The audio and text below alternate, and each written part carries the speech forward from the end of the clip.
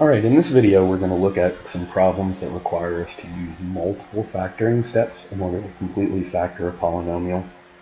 We've looked so far at three techniques for factoring: taking out a GCF, factoring using a difference of squares, and when we have a trinomial of the form x squared plus bx plus c, and how we factor those.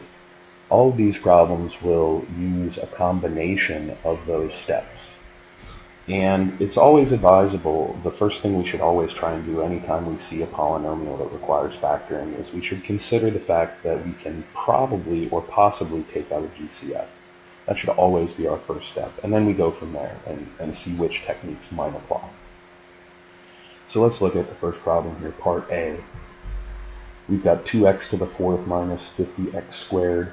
There's a GCF between these two terms that I can factor out of both of them. I can factor a 2 out of both of the numbers, and out of both of the variable portions I can factor out an x squared.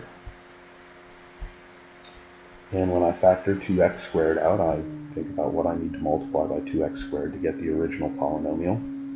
It's going to be x squared minus 25. And so I've factored out the GCF, and now once I've factored out the GCF, I have this other polynomial here, the x squared minus 25. Hopefully you recognize that that's one that we can factor using a difference of squares. And so I'm going to go ahead and do that. That's x plus 5 times x minus 5. And there's the complete factorization of 2x to the fourth minus 50x squared. All right, let's move on to part B. We'll take a GCF out of all the terms here that we can. If we look at these, the number 3 goes into all of these. And as far as the variable portion, I can take an x out of all of them. And now I look at what's left behind when I factor 3x out of all of those terms. We've got an x squared minus 9x minus 22. And now I'm going to turn my focus to the remaining polynomial here. Can I factor that? And I indeed can. I'm looking for two numbers that add together to make -9 and multiply together to make -22. And those are minus 11 and plus 2. And there's the complete factorization in part B. Few more examples.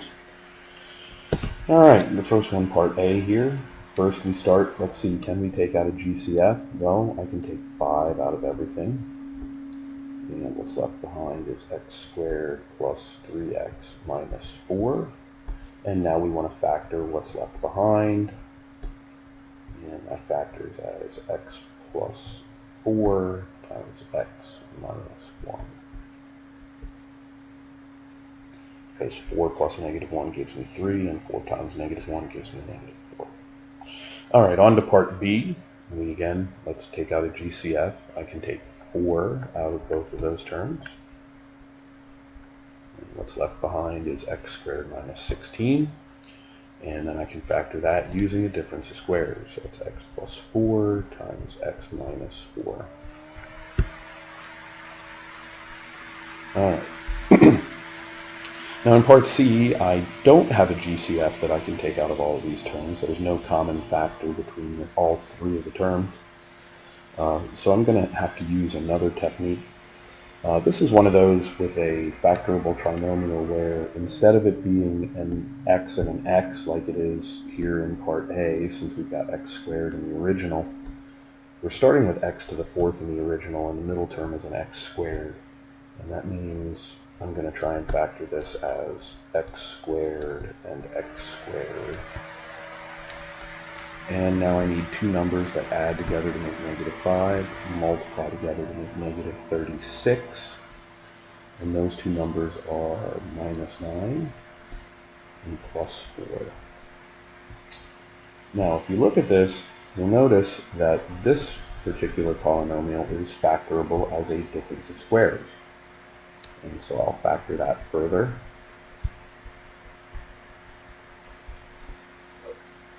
But the x squared plus 4 is not factorable by a difference of squares. And so that's just going to remain the same. And there's the complete factorization of that one. Do the same thing in part D. We've got a very similar trinomial where we're going to split it into x squared and x squared.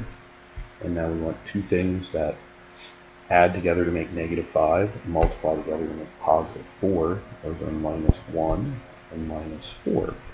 And what's interesting about this one now is after we've factored in that way, both of the remaining polynomials can be factored using a difference of squares. This is x plus 1 times x minus 1.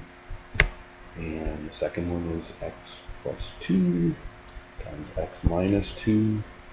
And that's the complete factorization of that polynomial. These last two are a little bit interesting. They're probably at the top end for us as far as difficulty level that we want to handle with factoring.